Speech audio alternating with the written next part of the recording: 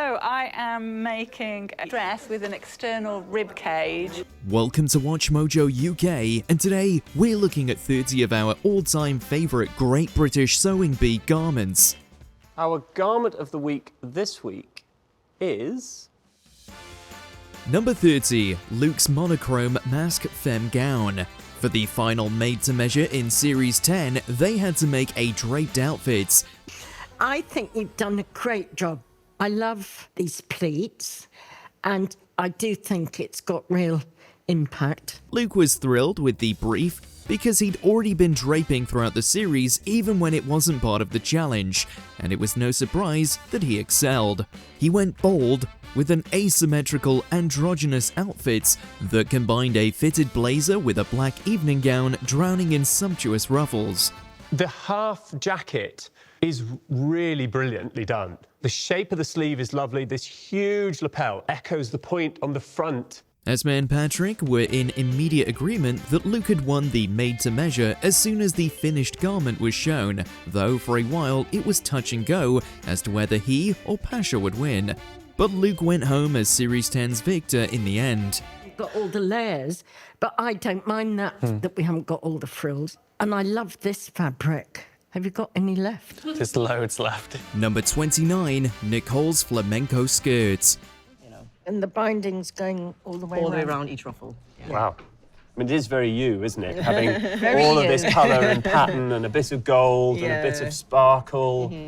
In Series 6's World Sewing Week, they were all challenged to make flamenco skirts. Nicole stuck closely to the week's theme, wanting to make a truly global flamenco skirt in her own words. I absolutely love your choice of fabrics. I think it looks fantastic. I love the colour of it. She combined vibrant African prints with colourful ruffles, all of it trimmed with gold. It was immensely impressive when the model walked out, with the ruffles made bouncier by the heavy gold trim Nicole added. Putting this binding on the end has really helped the shape of the flounce. I love that little gold, sparkly edge to it. The only pain point was that she was using two different types of gold trim because she ran out of the first one, though Patrick thought she should have added more gold to the waist. She won Garment of the Week, and it couldn't have been more deserved. I think the fit looks great around the waist. I'm sad we didn't get that strip on the waistband. I think it would have just added another little tiny ratchet up. Number 28, Angeline's pencil skirts. In the inaugural week of Series 4, the contestants were challenged to master the basics. To that end, the first made-to-measure challenge was to simply make a skirt with almost total freedom to make that skirt however they wanted. I think it fits really well under her arse. That was the intention. It's sexy. Angeline was brave and went for a pencil skirt, which is certainly a more complex garment so early in the competition. No, it is. It's a great fit. It's absolutely fitted to the point that it flares out with that peplum. Other looser skirts can get away without being so meticulously fitted to the model, so by going with a pencil skirt, she was showing off early on what she could do, and that she was brave enough to take risks. Unsurprisingly, this was the week's best garment. And the blues are really well matched, and the print and the piping and the bias at the bottom. I think it's a knockout. Number 27, Asma's Black and Silver Spectacular. We've got a completely asymmetric top, an asymmetric trouser with a skirt over the top. We've got an enormous bow on this side. The Series 9 finale had an innovative transformation challenge where they were tasked with turning old girls' party dresses into gender-bending, red carpet-ready menswear. All eyes were on Asma, the favourite to win, since she'd taken home Garment of the Week for the previous 3 weeks running. Certainly a hot streak. This is quite over the top, this sleeve. Oh, it's got net inside. I think it looks great. Hers was easily the most ambitious, and adding together all those disparate elements, the sleeve, the skirt, the partial trousers, could have backfired if it had been attempted by a lesser seamstress. Tons of impact. I could see Billy Porter in this outfit. This is a very fashion-forward man. I should say. In the end, it wasn't much of a decision, with Patrick and Esme agreeing that Asma's was the best.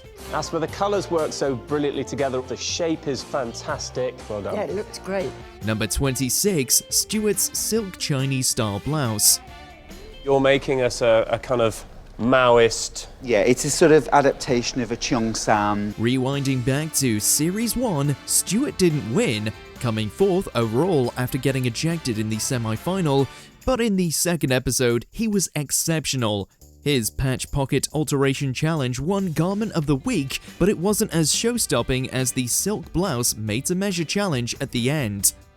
Your top stitching round the hem looks really even. Your sleeve details here are quite complex. It was another simple brief. All they had to do was make a blouse out of silk or satin, but Stuart excelled, taking inspiration from the Far East and making a Chinese-inspired piece. The judges gushed over it as a deceptively complex garment with impeccable construction. We're coming to expect bold choices from you, Stuart, and I think, you know, it's slightly Bond villain-esque, and, you know, we're not going to forget this one in a hurry. Are you enjoying this video? Be sure to check out WatchMojo UK's new 24/7 livestream for more British content. Number 25, Annie's Origami Bunny Dress. So the design is inspired by my little bunny. He's very cute, isn't he? In this semi-finals made-to-measure challenge, the Japanese theme reached the endpoint of origami. They had to make origami-inspired garments, but were relatively free within that brief to make any outfit they wanted.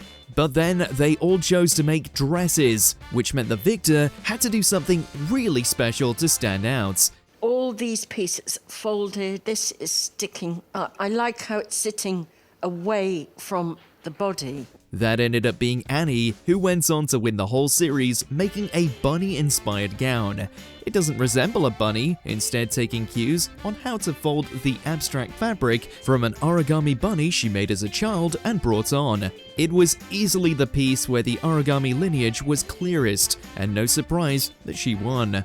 Doing it all in one colour and one fabric was very, very smart, because we see every pleat, we see every shape. We very clearly see the kind of legacy of the rabbit's ears and the rabbit's legs. Number 24, Nicole's 1980s cocktail dress. Just got a whole array of shoulder pads, because one is never enough in the 80s. But then I also bought these molded bra cups, when shoulder pads just aren't enough. 80s week was all about big shoulders and shiny fabric, a theme week everybody looks forward to, even the people who didn't live through the decade. For this made-to-measure, they had to make a cocktail dress suitable for any retro wardrobe. We're looking at yet another dress from Series 6's Nicole, blending evening wear and the bulky vintage power suits that took over women's wear that decade. Visually, it's absolutely stunning. It looks powerful, sexy, and dramatic. Pure 1980s power dressing. In fact, those shoulder pads were very nearly the end of the road, since she almost ran out of fabric for them. But she got everything finished and stole the show, with a dress that we hardly believe came from this century. It's a little bouncy, but you know what? It doesn't matter, because the whole thing is so liquid that it really, really works. Number 23, Mercedes 1973 Maxi Dress. This is the pattern I'm doing. Oh, it's a proper old one. 1973. Managed to use the old internet and find out the exact date for it. Another decade theme, this time it was the 70s, a decade that saw both vintage glamour and early punk fashion in style, giving the sewers a lot to take inspiration from. For this made-to-measure, it was a maxi dress, the most 70s garments you can think of. Mercedes didn't just make something inspired by the 70s though, she managed to find a vintage pattern from 1973. I love this fabric, and it's got a fantastic weight to it, so it moves really nicely. And I like the length of the sleeves. She wasn't the only person using a real contemporary pattern, but she did do it the best, creating a 70s design with a more modern fabric. Patrick and Esme had nothing but compliments for her, unable to find a single flaw. It is absolutely beautifully put together. I mean, it's perfectly balanced, and this single piece flows so beautifully across the front. Number 22, Andrew's Crab.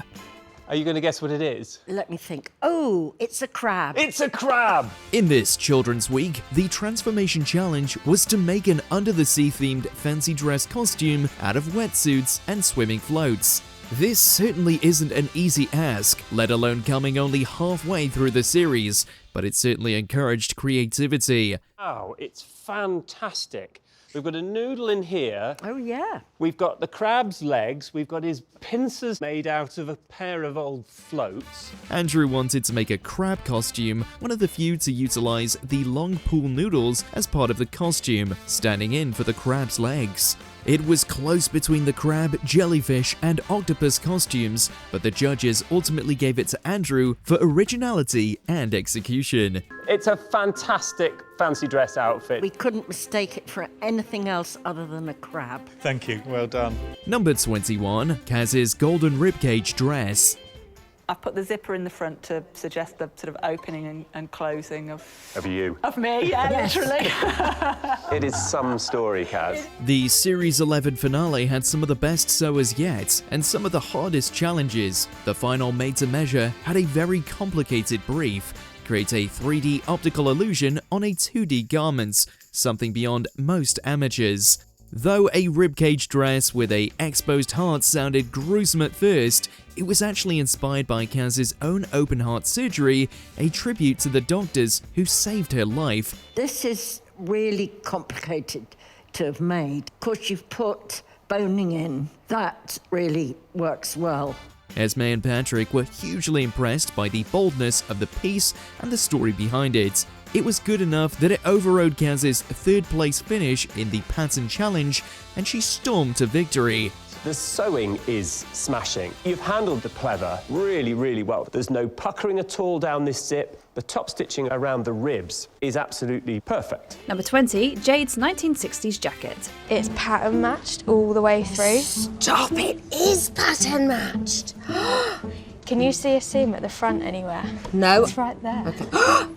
I could not see that. In this made-to-measure challenge, they were given a simple brief: make a 60s jacket, and make it good. Right, Jade, I love this. It looks very 60s.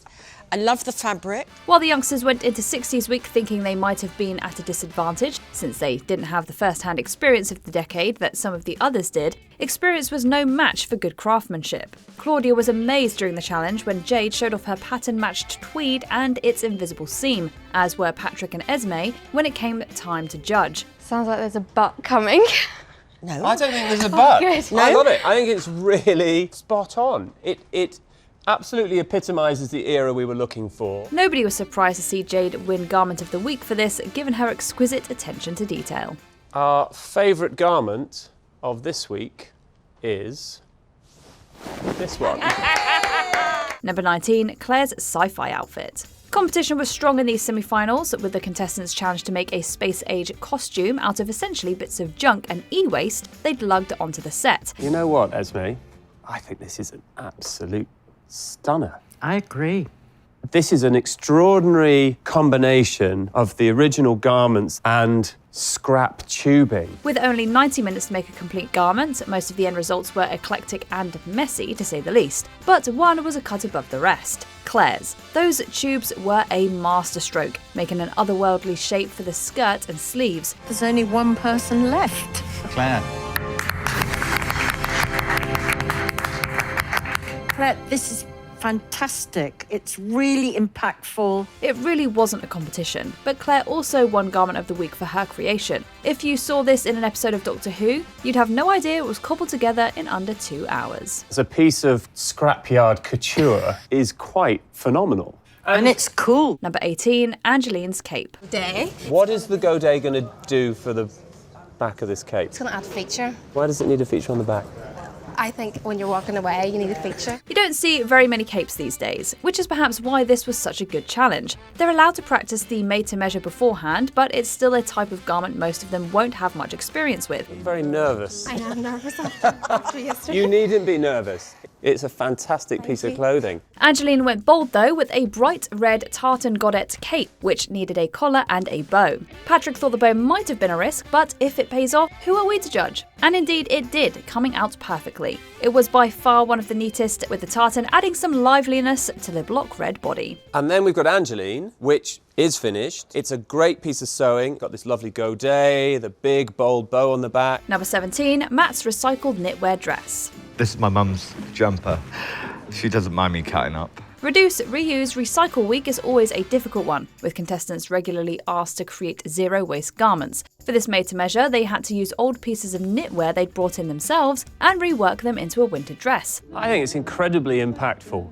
I think it's a real celebration of all of these jumpers past. The simple beige jumper on the top of Matt's accentuates the bold autumnal colours in the skirt, with lots of deep browns, yellows and oranges. We've got, you know, the front of what looked like sort of hoodie. You've got sequins, you've got animal here. Its patchwork nature was definitely a gamble, made of a dozen different garments stitched together, which could have made it a bigger risk. But nothing this impressive was ever really a risk, and it's easy to see why this won Garment of the Week. Quite difficult to sew these bits with the V. You've done really well. You have great ideas. Number 16, Tamara's anorak. My centre back with the back piece, I'm matching them up, so I'm pinning them together. It's rare that the creations from the pattern challenge are more impressive than the unique personal creations from the other challenges in each episode. But that did happen when they were tasked with making nylon anoraks. It looks really good, and all this top stitching, we can see the difference in how secure all of the edges are, really even and well executed. It's an extremely difficult challenge with unfamiliar fabric,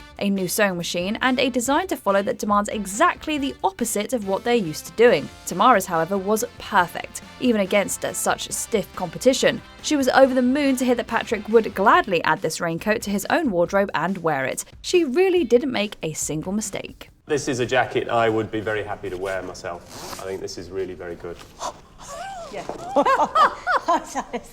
Pick yourself up off the floor. Yeah. Number 15, Charlotte's luxury robe. I've sewn my edging all the way around the neckline and the front of the robe, and I'm just pressing it so the seams are towards the edge. Lingerie week is always a challenge. The designs are small, the fabrics are fine and sheer, and the detailing needs to be perfect. For the made-to-measure, they were asked to design luxury robes. This challenge is make or break early on. If they pick the wrong fabric, it doesn't matter how neat they are, the robe just isn't going to feel as luxurious as it needs to. It's a really, really good choice of fabric. You know, luxury can just mean a beautiful cotton treated perfectly. Charlotte decided that simplicity was best, and it paid off. While she used a pattern fabric that could have been too busy, it was soft enough that it all came together. There is a delicacy and a lightness to it that is exactly what I was looking for in this challenge. Your hand sewing is absolutely exquisite. She'd also hand-stitched a lot of it, which is always impressive given the time crunch they're under.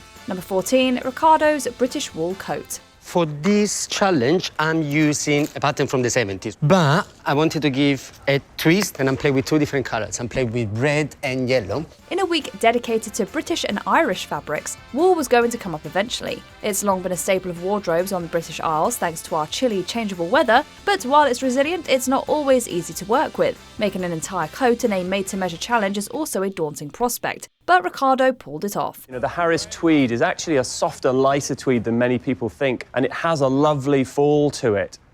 I mean, the back is absolutely stunning. I love the shape of this yoke. It's a mix of styles with bright cuts of Harris tweed put together in a retro 70s design. It absolutely worked, creating a unique coat with excellent attention to detail through Ricardo's intricate top stitching. We're amazed he had the time. You've done a lot of work because you've done all this top stitching. This kind of swelled edge follows all the way around on the collar. You've got it on the belt. Number 13, Paul's elephant ballerina. They're grey on the back, as elephants normally are, but mine got pink on the inside. Because it's a little girl elephant. One of the most memorable challenges was this one, where they were tasked with making 3D fancy dress costumes for children. The 3D structure was the real challenge, because putting something together like that is difficult even with all the time in the world. Paul managed to get proper ears, a trunk and a tail put together and finished. Everything looks perfect. I mean, if we actually look at the sewing, it looks really robust. And you've got a body that fits the person, you've got legs that fit. It was a simple idea, but often simplicity is best if it's perfectly executed, which this was. They loved all the little details, and he struck the perfect balance between his 3D elements, while others were too ambitious and ran out of time for their finishing touches. The garment we universally decided was our favourite was this one. Number 12, Chinello's wrap dress. I have to take all the measurements. I need every little contour, so I can't just do like the waist, bust, hips. It has to be every little thing. I get a good fit that way. This entire week was about stretch material, something very difficult to fit and work with, and they ended up making complex wrap dresses. The challenge here is that the fit has to be right from the beginning, because it's extremely hard to make adjustments to the material later on. All their measurements had to be absolutely perfect from the point they started cutting fabric, and not everyone succeeded. I love the way it's sculpting the body. I would like to say how relieved I am that the nap seems to be going in the same direction. Chinello, though, played a blinder, producing this perfect velvet wrap dress. It was completely without fault, emblematic of the things that can be done with stretch fabric if you have the skill. You've cut this pattern yourself, haven't you? The fitting on the shoulder is exceptional. Number 11, Anne's tweed jacket. All they were asked to make in this early episode was a jacket, with no real restrictions on design or fabric. This was a simpler challenge than some of the later ones in the show, but perfectly fitting a jacket to a model isn't easy. Slightly out of balance, but not horrendously so. We're just not quite the perfect circle round the neck. Veteran sewer Anne relied on her decades of experience to make a stylish tweed jacket, and didn't start sewing it properly until she was 100% sure the measurements were perfect. I think the finish inside is worthy of the finish on the outside. So there's a lot in here that is done very much to the standard that we would do it on Savile Row. Patrick was full of praise, saying Anne worked like a professional tailor, and she subsequently made the most professional jacket and won Garment of the Week. Our favourite piece for this week was Anne's jacket, which was quite simply beautiful. Number 10, Fairy's utility jacket, Menswear Week. Fary's done a finished garment. Well done, well done. Audiences watched the sewers tackle Gents Classics Week in Series 7 with the challenge of creating a utility jacket any true gentleman would be proud to wear. The mother of two and accountant, Fairy, has shown a dedication to fashion since her teenage years, and this allowed her to present the judges with an impeccably sewn jacket. I think you've done a really good job. After several issues finishing her garments in the past, her finished garment with the extra flair of an eye-catching pattern on the inside, shoulders and pocket flaps was a cause for relief to say the least. Our Garment of the Week this week is...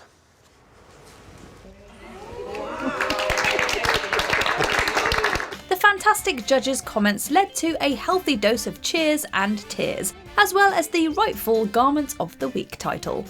Number 9, Adina's sundress, Summer Week. So it's going to be a side opening. That part will be then opened. Oh, I see. So you'll actually have like an open panel there.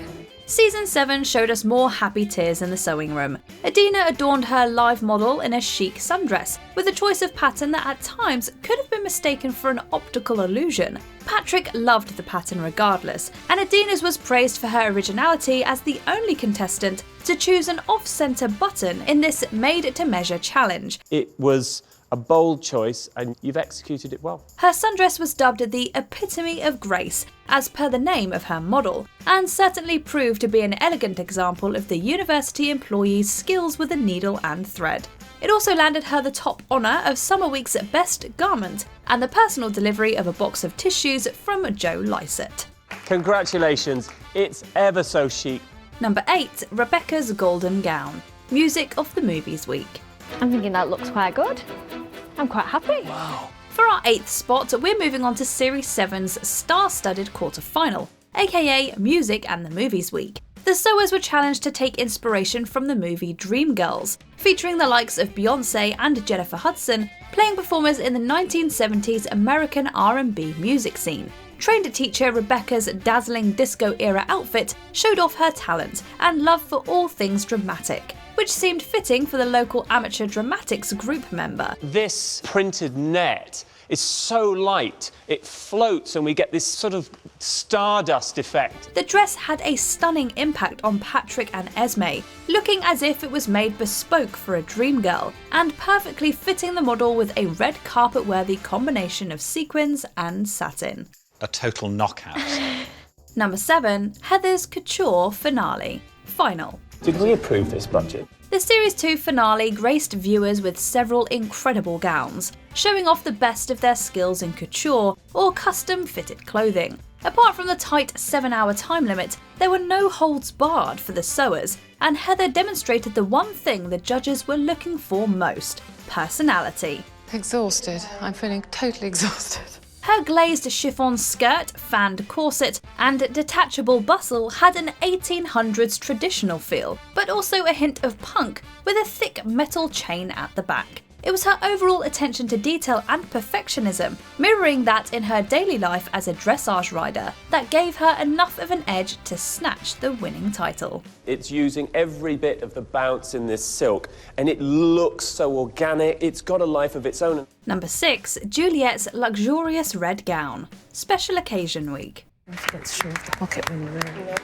The contestants were asked to create a strapless evening gown to be worn for the most sophisticated of functions. Without straps for support, the sewers had to make sure the dress fitted well and didn't fall down, particularly when dealing with weighty fabrics. Primary school teacher and weight loss consultant Juliet added her touch of the exquisite with her red dress that was elegant and refined, according to Patrick. It's a fabulous piece of sewing. The rose print jacquard was a luxurious choice of pattern and fabric, and the asymmetrical neckline and hidden pockets were stylish additions to the dress's otherwise beautiful air of simplicity. While Esme did some nitpicking with the details, everyone agreed that the gown was red carpet ready and well deserving of the crown title.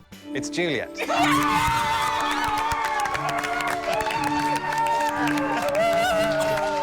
Number 5. Rumana's West African inspired dress. International Week. Do you want to come over here? Quick.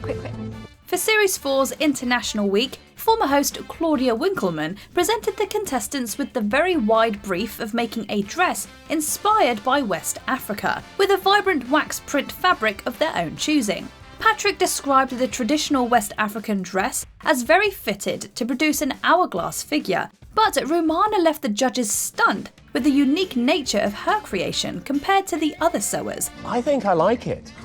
Yes, it's quite dramatic, isn't it? The hard-working junior doctor demonstrated her competence with the stiff fabric by not only offering up a beautiful yellow and blue sheath dress, but also a structured blue cape, leaving the judges almost speechless. Patrick found himself unexpectedly liking its drama, feeling it was more like something from a sci-fi movie.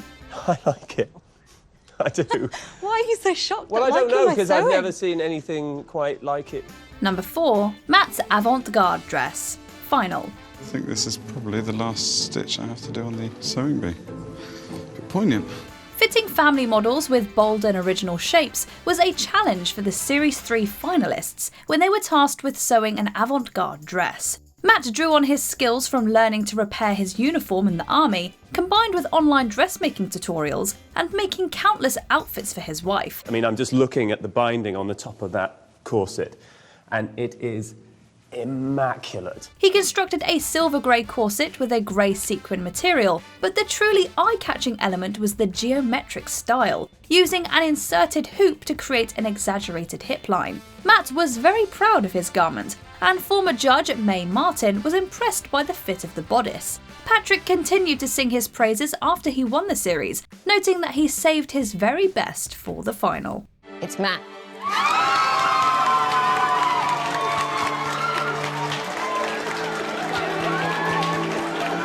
Number 3. Neil's Kilt. Structure Week.